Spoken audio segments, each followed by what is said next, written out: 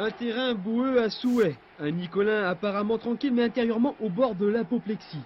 Un stade plein de passion et copieusement garni. Sur un air de Carmen, le derby Nîmes-Montpellier pouvait commencer dans des conditions idéales. Un vrai match de coupe et même de coupe-coupe. Première seconde de jeu et première bagarre générale. Le ton de la rencontre est donné sur cette pelouse à la limite du praticable. Le beau jeu n'était pas de la partie hier soir. Séquence tronçonneuse avec le Nîmois Zounia, un peu trop volontaire.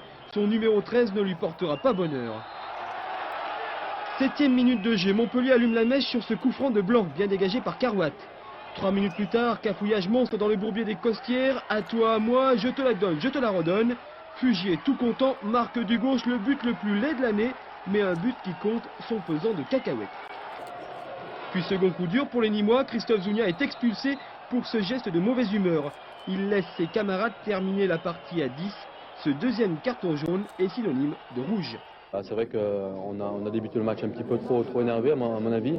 On s'est précipité, on a fait des tacles un petit peu dangereux, ça a énervé les deux équipes et puis peut-être qu'on prend le but justement dû à un petit peu de l'énervement, quoi.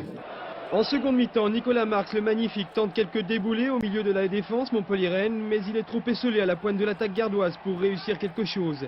À 10 contre 11, c'est mission impossible pour les joueurs de National 1. 70e minute sur un centre de Bakayoko. Risetto manque de peu le deuxième but à cause de Carouat et ses bras télescopiques.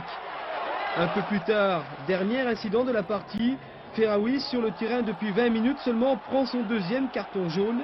Cette expulsion résume ce derby haché qui finira bien avec l'échange des maillots.